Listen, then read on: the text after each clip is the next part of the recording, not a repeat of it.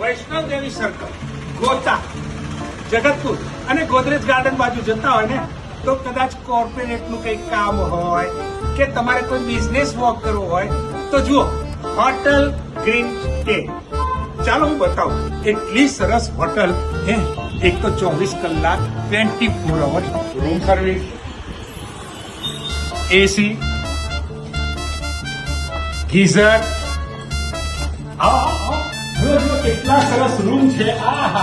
જો રૂમ કોઈ નથી એટલે જ જઈએ છીએ. જો અને હું તો છે ને